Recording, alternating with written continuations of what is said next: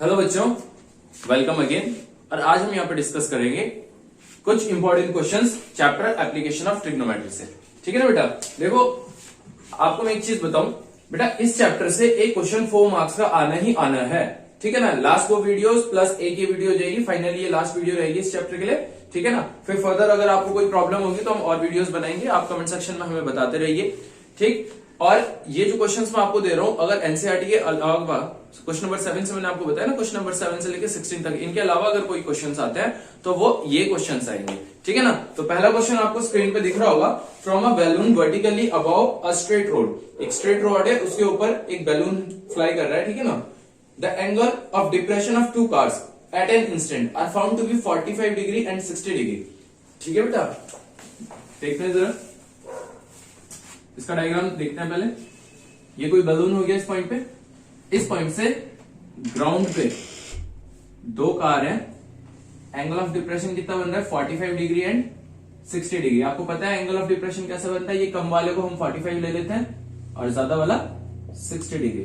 ठीक है। उसी तरीके से ये 60 डिग्री और ये दूर वाला जो कम है ये 45 degree. Okay. If the cars are 100 meter apart, here we have our cars. Let's mark them A and B. Another point will be C, and this point will be D. These are 100 meters apart. We have given the dimension AB is equals to 100 meter. Again, find the height of the balloon. बेटा हमें CD find करना है. Let mark H. Solution अपना start करते हैं to find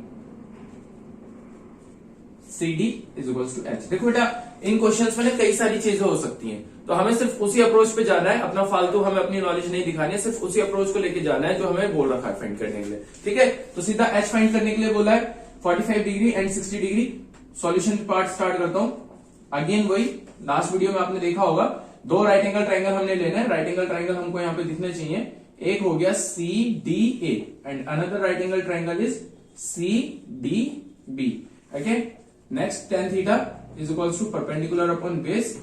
tan theta की value रखता हूं मैं CDA में। थीटा की वैल्यू कितनी है बेटा? 60 डिग्री। परपेंडिकुलर की वैल्यू A के सामने आ जाएगी, दैट इज डायरेक्ट रख रहा हूं H अपॉन बेस की वैल्यू रखता हूं DA।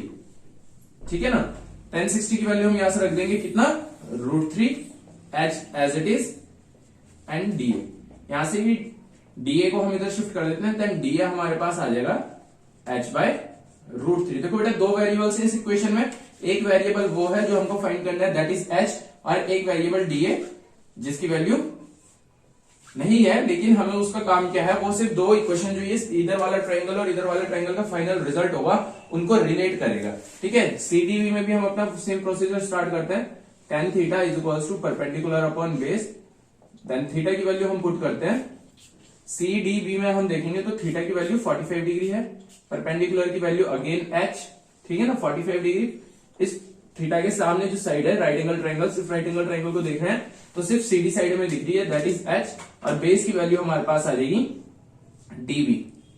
अब यहाँ पे यही चीज नोटिस करने वाली कि DB एक पूरी साइड नहीं है, बीच में एक पॉइंट A भी है, तो DB को हम 2 पार्ट्स में स्प्लिट कर देंगे। साथ ही साथ tan 45 की वैल्यू भी पुट कर देते हैं, दैट इज 1, और H अपॉन नेक्स्ट स्टेप में DB को हम 2 पार्ट्स में रख रहे हैं, DA plus AB, that is 100।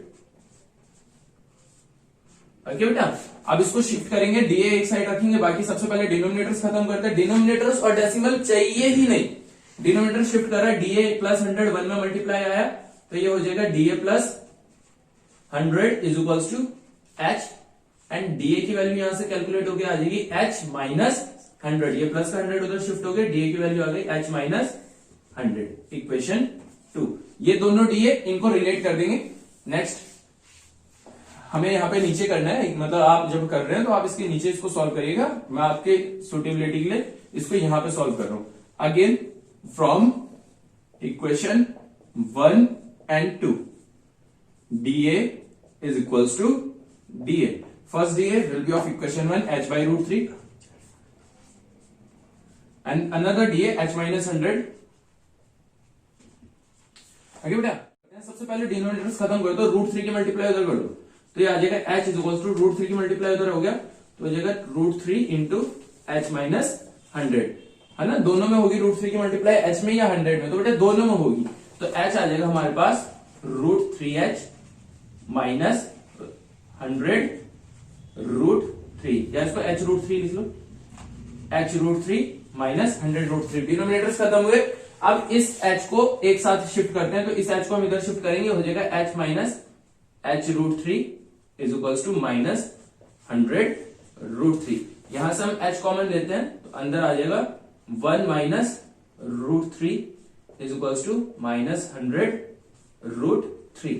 ठीक है बेटा, इसको इधर सॉल्व कर रहा हूं, इसके जो इसका रेस्ट पार्ट है इधर सॉल्व कर रहा हूं। h1 minus √3 is equals to minus का 100√3, ये हमारे पास वैल्यू है। ठीक है ना, इसके बाद इस 1 माइनस √3 को इधर शिफ्ट कर देता हूं, तो ये आ जाएगा h is equals to minus 100√3, इधर ही था एज इट इज, और ये मल्टीप्लाई में था 1 माइनस √3, ये डिवाइड में आ जाएगा, इधर ये हो गया 1 माइनस √3। और यहां से अब माइनस में है वैल्यू ऊपर, तो दोनों के साइन चेंज कर देते हैं, ऊपर भी नीचे भी, तो हो जाएगा 100√3, ऊपर उसका माइनस था वो प्लस हो गया। न्यूमरेटर और डिनोमिनेटर दोनों के अगर साइन चेंज होते हैं तो बेटा न्यूमरेटर और डिनोमिनेटर दोनों के साइन चेंज होते हैं। ठीक है, नीचे भी इनके साइन चेंज हो जाएंगे, दोनों के साइन चेंज होंगे। माइनस √3 ये प्लस हो जाएगा तो इसको पहले लिख देते हैं, ये +1 है, माइनस हो जाएगा तो इसको बाद में लिख देते हैं। ठीक है ना बेटा, ये अपने आप में फाइनली एक आंसर है। आप चाहो तो इसका रेशनलाइजेशन भी कर सकते हो, रेशनलाइजेशन करके मैं आपको बताता हूं।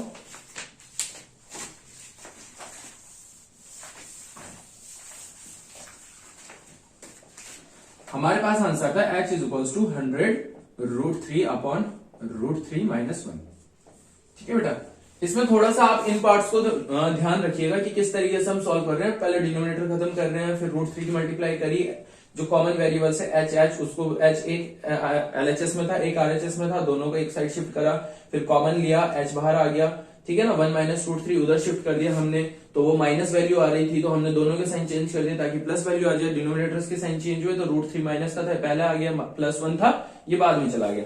ये भी अपने आप में आंसर है बेटा। अगर आप इतना भी छोड़ते हो तो कोई मार्क्स आपका डिडक्शन नहीं होगा, और सॉल्व करते हो तो ज्यादा बेटर है। ठीक है ना, तो ये आ जाएगा h is equals to, rationalise कर देते हैं, 100√3 अपॉन √3 माइनस 1, और यहाँ पे भी √3 माइनस 1, और अपॉन में भी √3, अच्छा +1, और अपॉन में भी √3 + 1। ठीक है, तो ये आ जाएगा h 100√3 के अंदर मल्टीप्लाई करते तो h इंटू 3, √3 इंटू √3 हो जाएगा 3, माइनस ये plus 100√3 upon a minus b, a plus b हो जाएगा a² दैट इज √3 का स्क्वायर 3 माइनस 1। तो h हमारे पास आ जाएगा यहां से 300 प्लस 100√3, 3 माइनस 1 दैट इज 2। तो बेटा यहाँ पे हमारे पास, हम इस क्वेश्चन को इससे आगे सॉल्व नहीं कर पाएंगे क्योंकि √3 की वैल्यू नहीं है, तो ये आपका फाइनल आंसर है। ये भी आंसर था, और अच्छे से सॉल्व करना है तो रेशनलाइज कर दीजिए, और ये भी आपका फाइनल आंसर होगा। ठीक है, अब चलते हैं अपने नेक्स्ट क्वेश्चन की ओर। स्क्रीन पे आपको क्वेश्चन दिख रहा होगा, the angle of elevation of a cloud from a point h metre above the surface of a lake is theta. Okay, and the angle of depression of its reflection in the lake is phi. Find the height of the, prove that the height of the cloud above the lake is tan phi plus tan theta upon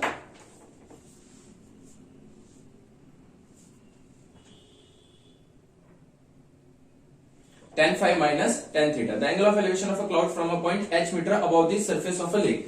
बेटा देखो, ये कोई lake है, इस lake के surface से h metre ऊपर से एंगल ऑफ एलिवेशन बन रहा है किसी क्लाउड का। लेट से क्लाउड यहां पर है, ठीक है, इस पॉइंट से एंगल ऑफ एलिवेशन हम मेजर कर रहे हैं। Then this angle of elevation, अब आपको पता है एंगल ऑफ एलिवेशन हम हॉरिजॉन्टल के साथ मेजर करते हैं, this angle is theta, and the angle of depression of its reflection in the lake is phi. ये क्लाउड है बेटा, ये लेक है यहां पे नीचे, तो इसका यहां पे कहीं पे लेक के अंदर रिफ्लेक्शन बन रहा है। इस पॉइंट से जब अंदर रिफ्लेक्शन को देखा जा रहा है तो वह एंगल हो गया फाइ। ओके, इसको यहां से ज्वाइन कर देते हैं, ठीक है ना, इसको भी ज्वाइन कर देते हैं पॉइंट को। Now we have to prove that the height of the cloud above the lake, इस पॉइंट से इसको ले लेते हैं ए बी, इस पॉइंट से इसकी जो हाइट है that is h। To prove हमारे पास आ गया ए बी, जो कि हमने अपने फिगर में h मेंशन करा है, is equals to tan phi plus tan theta upon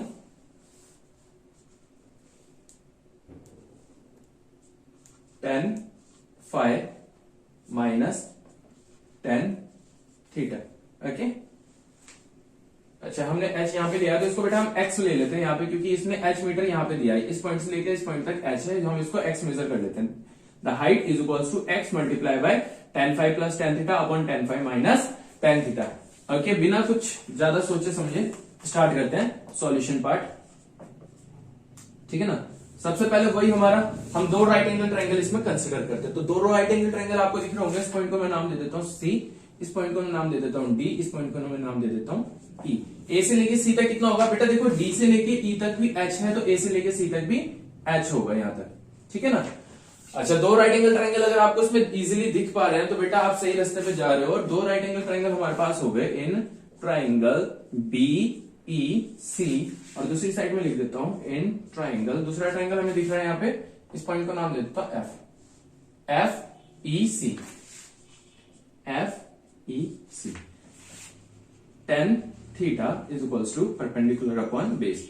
अब बेटा मैं BEC की बात कर रहा हूं, दैट इज BEC, तो ये tan थीटा यहां से यहां तक क्या हो गया, एंगल कितना देखा, थीटा, हमारे पास थीटा ही है, और परपेंडिकुलर हमारे पास आ जाएगा BC, और बेस हमारे पास आ गया EC। ओके, यहां पे थीटा की वैल्यू हमें थीटा ही गिवन है, कोई इसमें चेंज करने की जरूरत नहीं है हम। और दूसरी साइड करते हैं same procedure, tan theta is equals to perpendicular upon base tan, यहां पे थीटा की वैल्यू हमें फाइ गिवन है, tan phi is equals to, phi के सामने परपेंडिकुलर की बात करेगा तो इस फाइ के सामने कौन सी साइड आ रही है बेटा, AEC में। इसको अगर मैं यहां पे इसको ना इसमें देखूं तो इस फाइ के सामने जो परपेंडिकुलर बन रहा है दैट इज FC। ओके, ये पॉइंट आपका F है, FC and base is EC, ठीक है बेटा। अब दोनों साइड हम देखेंगे, एक चीज दोनों साइड कॉमन होगी जो इन दोनों इक्वेशंस को रिलेट करने की कोशिश करेंगे, वो है EC, और इसमें भी EC, तो EC को एक साइड ला देते हैं, हमारे पास आ जाएगा EC is equals to BC upon tan theta, और यहां से आ जाएगा EC is equals to FC upon tan phi, ठीक है ना। इसको बॉक्स में पैक करके मार्क कर देते हैं इक्वेशन 1, इसको बॉक्स में पैक करके मार्क कर देते हैं इक्वेशन 2। नेक्स्ट, जैसा हर क्वेश्चन में करते हैं, from equation 1 and 2 BC upon tan theta is equals to FC upon tan phi, ठीक है। तो बेटा हम पहुंचे थे BC upon tan theta equals to FC upon tan phi पे। इसका आगे का सॉल्यूशन में आपकी सुटेबिलिटी के लिए यहां पे कर देता हूं, ठीक है ना। BC equals to tan theta FC upon tan phi, ये हमारा जो हमारा इसका थर्ड स्टेप है उसका सॉल्यूशन पार्ट है ना। थर्ड स्टेप को हम सॉल्व करें। अब देखो बेटा, जो 2 प्रूफ है वहां पे हमें H और X चाहिए, tan थीटा tan फाइ तो चाहिए, लेकिन साथ में H और X चाहिए, और BC और FC का कोई काम नहीं, तो हम इस BC को और FC को किस में कन्वर्ट कर देंगे, X और H के टर्म्स में। देखो बेटा, A से लेके F तक, ये लेक थी हमारी, A से लेके F तक, जितना A से लेके B, जितनी हाइट लेक से ऊपर होगी उतना ही इसका हाइट A से F तक होगी, ऐसा हम अज्यूम करके चलेंगे। किसी की भी जब रिफ्लेक्शन होगा ना बेटा, सपोज यहाँ पे कोई हमारे पास लेक का सरफेस है, इससे अगर 10 मीटर ऊपर हम यहाँ पे क्या इमेजिन कर रहे हैं, कोई भी थिंग, कोई भी मटेरियल इमेजिन कर रहे हैं, सपोज कोई भी बॉडी है, तो इसका रिफ्लेक्शन भी लेक से 10 मीटर नीचे ही बनेगा, ठीक है। इस तरीके के एजम्पशन हम यहाँ पे एप्लीकेशन ऑफ ट्रिग्नोमेट्री में लेकर चलेंगे, और क्वेश्चंस भी होंगे, तो इस चीज का आप ध्यान रखना। तो A से लेके B तक अगर हमने X मीटर अज्यूम करा है, तो A से लेके F तक भी हम इसको X मीटर ही एज्यूम कर देंगे। तो यहाँ पे हमारे पास जो FC होगा उसको भी हम इसी टर्म्स में रखेंगे। अब देखो बेटा, B से लेके C तक है, ये B से लेके C तक है। चलो FC अगर मैं डिस्कस करूं, F से लेके ओके, इस पॉइंट को हमने क्या नाम दिया था, A पॉइंट। F से लेके C तक की अगर मैं बात करूं, तो F से लेके C तक हमें सीधा सीधा दिख रहा है कि C पॉइंट ये हमारा यहाँ पे, ये हो जाएगा यहां से लेकर यहां तक, F से लेकर A तक X, और A से लेकर C तक H, तो ये हो जाएगा FC X plus H upon tan phi, ठीक है बेटा। और अगर हम BC की बात करें, B से लेके C तक, तो बेटे ये BC पूरी हो जाएगी, पूरी X में से अगर मैं इस H को हटा दूं तो हमारे पास BC बचेगा, तो BC को मैं लिख सकता हूं x minus H upon tan theta.